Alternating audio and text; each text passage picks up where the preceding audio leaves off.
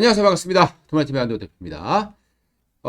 요즘 시장이 굉장히 어렵습니다. 얼마 전에 제가 그 3,200 정도까지 반등 나오고 좀 저항을 받을 거다라고 말씀드렸는데, 그런 건 좀 틀려야 되는데, 또, 그것도 맞았어요. 좀 틀리기 바랬는데.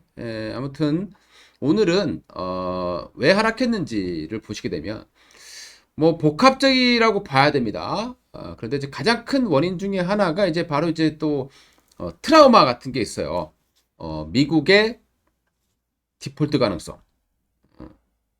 이게 지금 다시 불거지고 있는 그런 가능성인데요. 과연 어떤 일인지, 그리고 결말은 어떻게 될 것인지 한번 또 분석을 해보도록 하겠고요. 결말만 보고 간다면 뭐 다시 가는 거는 뭐, 맞다라고 봐야 되겠습니다만은, 지금 미국의 이뿐만이 아니라 미국의 지금 현재 그 베이지북이 발표가 됐는데, 델타 바이러스 때문에 미국의 성장률이 지금 조정이 됐다라고 나오고 있는 그런 과정에 있고요. 복합적인 게 작용하고 있습니다. 그런데 미국보다 한국이 좀 더 많이 하락하는 그런 모습들을 보여줬죠. 특히 대형주 중심, 뭐 만기일의 영향도 있다고 볼 수 있겠습니다만은 뭐 만기일 때문에 무조건 빠졌다 이렇게 보기에는 어려울 것 같습니다. 오늘 어떤 일이 있었는지 한번 알아보도록 할 텐데요. 계속 이슈가 되고 있습니다. 이게 왜 그러면 오늘 하필이면 또 이렇게 얘기가 나왔는지 한번 이유를 한번 짚어보도록 하겠습니다. 오늘 뭐 나온 내용, 제넷 옐런 미국 장관이 재무장관이죠. 의회가 연방 정부 부채 상한을 늘리지 않을 경우에 10월 달에 채무 불이행 사태에 직면할 수 있다라고 얘기를 했습니다. 얼마 전에 이제 펠로시한테 편지를 썼어요. 이 앨런이. 아주 간곡하게 부탁을 한 거죠. 의회의 승인을 좀 받아 달라라는 그런 이제 얘기를 했는데 7월 31일 그러니까 19년도 지금 미국이 총 98번째 부채 한도를 증액을 했어요. 근데 이번에 증액을 했어야 되는데 공화당에서 좀 반대를 하고 있는 상황이죠. 아무래도 정치적인 상황이다라고 보시면 될 것 같고, 미국이 이제 이런 상태에서 의회가 한 달간 휴가에 들어갔습니다. 그리고 이제 이 10일 날 이제 그 휴가가 이제 끝나게 되고, 그래서 이제 이 사태가 지금 오늘 다시 이제 승인을 해달라 이런 어떤 의미에서 얘기를 했다라고 이해를 하시면 쉽게 좀 이해를 하실 수 있을 것 같고요. 여기 이제 미국 의회 여름 휴가입니다. 9월 8일, 9일까지 휴가에 들어가 있는 거죠. 그래서 뭐 어떤 의회 결정을 할 수 없었던 그런 상황이고 이미 만기는 지났어요. 유예 그러니까 19년도에 트럼프가 이 부채 한도 증액을 좀 유예를 했어요. 2년간. 그 2년 유예한 게 7월 30일 날 끝났고 그리고 이제 증액을 해야 되는데 이제 공화당에서 안 해준 거죠. 그렇게 되면 있는 돈만 가지고 써야 되는 상황이 된 겁니다. 그게 이제 11월 되면은 그 돈이 바닥난다라는 그런 의미로 보시면 될 것 같습니다. 부채 한도가 뭐냐, 그럼 왜 생겼느냐를 봐야 될 텐데요. 매번 이 정치적인 어떤 쇼라기보다는 정치적으로 이용을 많이 합니다. 그러니까 공화당 입장에서는 약간 보수파적인 부분이잖아요. 그러니까 민주당은 약간 좀, 이 국가의 어떤 정책을 통해서 약간 좀 민중에 가까운 그런 어떤 정책을 피고 있다고 보시면 되겠습니다. 그러니까 약간 우리나라로 본다라면 쉽게 해서 뭐 도움도 많이 주고 투자도 많이 하고 뭐 돈을 좀 많이 쓰는 어떤 그런 성향이라고 보시면 될 것 같습니다. 그러니까 공화당 입장에서는 거 봐라 니들이 여기 뽑으면 이렇게 지금 국가가 파탄 난다. 뭐 이런 식의 어떤 쇼라고 보시면 될 것 같아요. 그런 걸 보여주기 위해서 이렇게 계속 반대를 하고 있다. 라고 보시면 될 것 같습니다. 이 부채 한도라는 것 자체가 이제 100년 전쯤에 생겼어요. 그때 이제 미국 정부가 차입할 수 있는 최대 한도, 그러니까 전쟁이 났을 때 돈을 늘려야 되는데 그때 당시에 이제 뭐 차 타고 막 이렇게 가야 될 거 아닙니까? 미국 굉장히 먼데 그러니까 승인 한번 받으려고 하니까 매번 의회 승인을 받으려고 하니까 이게 너무 복잡하고 먼 거죠. 그래서 일정 부분 안에서는 그냥 정부 돈을 뭐 차입할 수 있게끔 부채를 늘릴 수 있게끔 만들어 놓은 건데 그걸 한도를 초과할 때는 또 그 한도를 또 늘려야 되는 거죠. 그러니까 미국은 계속해서 지금 재정 적자가 지금 나오고 있는 그런 상황이다라고 보시면 될 것 같습니다. 어, 이제 부채 한도를 초과를 했죠. 그렇게 되면은 이제 신규로 이제 국채를 발행하는 것 자체가 이제 불가능해지는 겁니다. 그래서 기존의 자금, 현금으로 운용을 하다가 그게 안 된다라고 하면 특별 조치를 하게 되는 거죠. 그 특별 조치라고 하는 것 자체가 이제 연방 공무원의 연금을 지급하는 것을 중지한다. 뭐 그런 것들이 있을 것이고요. 공무원 연금 등의 신규 투자도 금지가 되고, 그리고 만약에 이제 청구받은 사항, 그러니까 뭐 이자라든가 여기에서 지불이 불가능해지면 이제 그때 디폴트가 되는 것이다라고 보시면 되겠고요. 그런데 이제 미국의 이 부채 한도가 얼마나 늘었냐면 불과 한 2008년 9년 때까지만 하더라도 한 9조 달러 정도밖에 안 됐어요. 근데 지금 얼마냐? 28조 달러입니다. 와, 어마어마하게 늘었죠. 그 이유가 바로 코로나입니다. 코로나 때문에 원래 미국은 여러분도 아시다시피 돈을 벌지 않으면 돈을 안 주는 국가잖아요. 그래서 뭐 보시면은 뭐 길거리에 미국에 가면 뭐 많이 좀 밖에서도 자고 이런 분들이 많잖아요. 그죠? 그랬던 나라인데 이번에 아주 사상 최초로 어떻게 보면 그냥 돈을 불어버린 거죠. 코로나 때문에. 그래서 돈을 많이 쓴 겁니다. 뭐 앞에서 뭐 쓴 거는 트럼프가 썼다라고 보시면 될 것 같고요. 여기에다가 이제 바이든의 정부가 이제 수조 달러의 이제 인프라를 투자하겠다고 밝히고 있는 상황입니다. 여기에서 바로 공화당이 반대를 하는 것이다라고 보시면 될 것 같고요. 지금 현재 미국의 부채 한도가 대략 22조 달러예요. 근데 이미 이걸 초과를 한 거죠. 6조 달러면은 얼마입니까? 6조, 쉽게 해서 6조 달러가 초과한 건데, 이 말이 6조 달러지, 6조 달러면은 우리나라 돈으로 따지면은 한 7천조 되나요? 그죠? 어마어마합니다.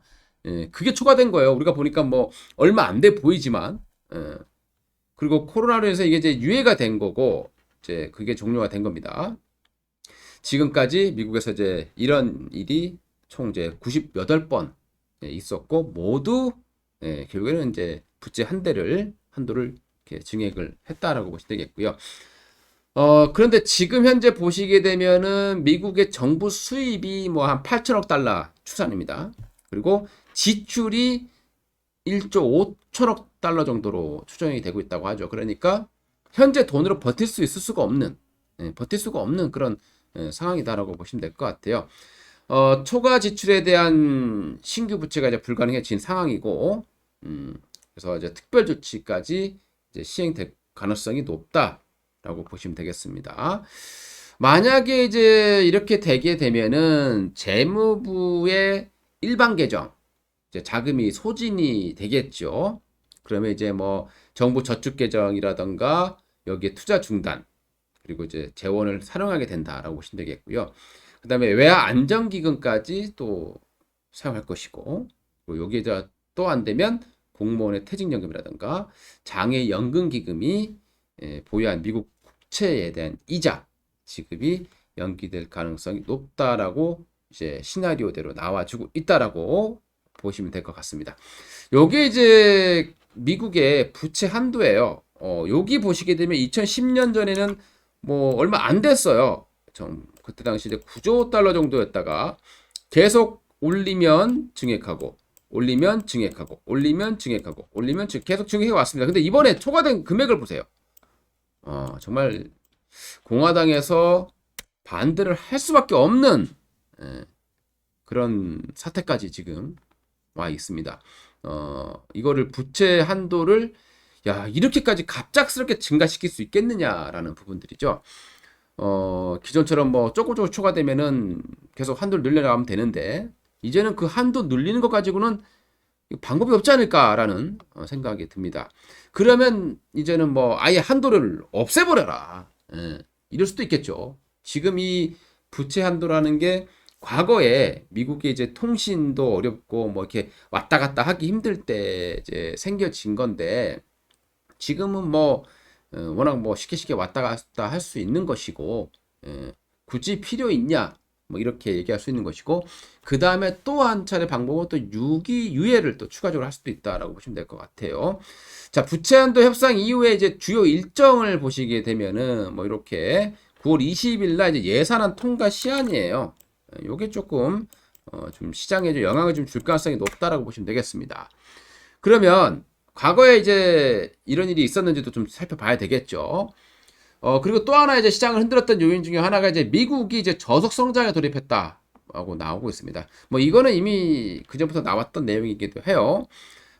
웨스파고 골드만삭스가 올해 3분기에 미국의 경제 성장률 전망치를 급격히 내렸습니다. 델타 변이 그리고 베이지북에서 나타났었던 부분들, 그러니까 베이지북이 미국의 이번에 신규 고용자가 23만 5천밖에 안 됐기 때문에 이제는 완만한 성장에서 저속 성장이라는 걸로 바꿔서 얘기했다라는 부분이죠. 그러니까 스태그플레이션이라는 거에 대한 우려감이 더 커질 수밖에 없는 그런 상황이 되었다라고 보시면 될 것 같습니다. 그러다 보니까 가뜩이나 지금 국내 시장 자체가 좀 돈이 말라 있는 그런 상황인데 작은 악재에도 매도가 나오는 그런 모습이다라고 보시면 될 것 같습니다. 과거에 미국에서 이제 그램 누드먼 홀링법이라는 게 있어요. 거기에 이제 1985년도에 제정이 됐다고 합니다. 요때 이제 부채 한도를 정하고 그게 넘어가면 자동적으로 재정을 감축해야 된다. 그리고 이 상황을 넘어가다 보니까 미국에서 이 사태가 벌어진 가장 결정적인 이유는 바로 2008년 서브프라임 사태입니다. 그때 돈을 많이 뿌렸죠. 그래서 2011년도에 이와 비슷한 상황이 있었죠. 그때 부채 한도 상향에 대한 합의를 해야 되는데 늦어진 거예요. 그러다 보니까 S&P에서 미국의 신용 등급을 갖다가 하향 조정을 했습니다. 시기에서 사상 최초로 미국이 신용 등급이 하향되는 그런 현상이 발생을 하게 된 거죠. 그리고 나서 이제 주가가 역시 폭락을 좀 했었습니다. 그때 여기가 이제 2011년 8월 달 정도의 모습이니까요. 요때 이제 한번 좀 흔들린 모습이 나왔었죠. 대략 한 15% 정도 이상의 미국 주식시가 흔들렸던 그런 시기였고, 결과론적으로 보게 되면 다시 올라왔어요. 지금 뭐 그 이상 뭐 상상할 수 없을 정도의 엄청난 상승이 발생하게 된 거죠. 결론은 정해져 있습니다. 결말은 합의를 할 것이다. 또는 유예를 할 것이다. 정해져 있어요.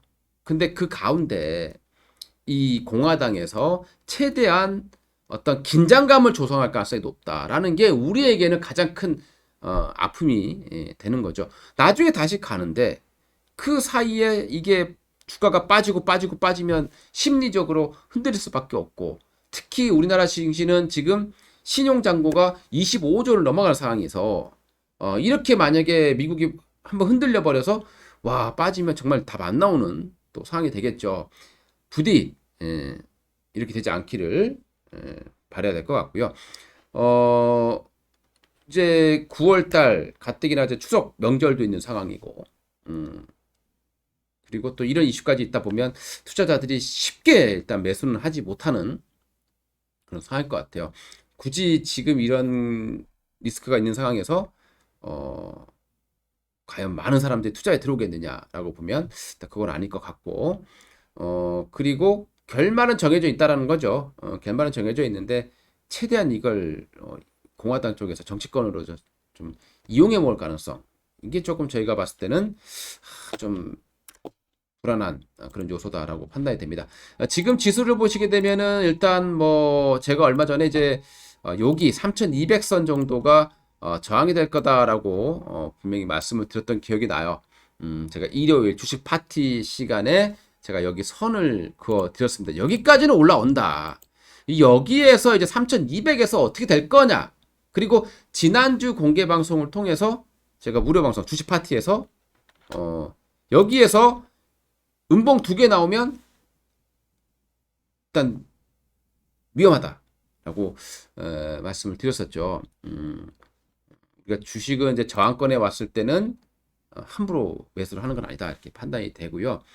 이런 시장에서는 철저하게 좋은 종목 또는 이제 철저하게 이제 이슈를 가지고 있는 종목들 위주로 좀 공략하셔야 될 것 같고, 최근에 보면 카카오도 그렇고 많이 오른 종목들이 지금 많이 급락이 나오는 추세이기 때문에 올라가는 종목이 더 간다. 그래서 그 리스크를 안는 것보다는 차라리 현금이 낫다. 그리고 더 기다렸다가 낮게 싸게 사는 방법을 선택하는 게 낫지 않겠느냐. 이런 전략을 제시해 드리도록 하겠습니다. 도움이 되셨다면요. 좋아요, 구독 한 번씩 누르시기 바라겠고, 그리고 아직 저점이 이제 어딘지 찾기가 좀 어려워진 상황이 됐어요. 나중에 또 제가 저점이 오게 되면 또 말씀드릴 텐데, 현재로서는 저점 찾기가 좀 쉽지 않은, 반등 나왔다가 세기형이 만들어지고 지금 주가가 반등이 나왔다가 깨지고 반등 나왔다가 또 내려왔다가 또 반등 나왔다가 이런 어떤 파동이란 말이죠. 그렇기 때문에 조금은 추이를 좀 지켜보고 대응해야 될까. 코스닥은 그래도 그나마 좀 버텨주고 있다. 그나마 좀 버텨주고 있다. 근데 코스닥도 조금 불안불안한 그런 모습들이 좀 나오고, 코스닥이 예전부터 보게 되면 걸어서 빠질 때 안 빠지다가 결국에는 빠져버리면서 더 크게 빠진 경우도 많이 있었기 때문에 조금 더 우리가 좀 추이를 지켜보면서 대응할 필요가 있다라고 말씀을 드리겠습니다. 행복한 저녁 되셨으면 좋겠는데 이 시장이 도와주질 않습니다. 그래도 힘들 내시고 파이팅 하시고, 결과는 나중에 보면 또 올라가더라. 뭐 이게 주식에서는 답인 것 같습니다. 파이팅 하시기 바라겠습니다.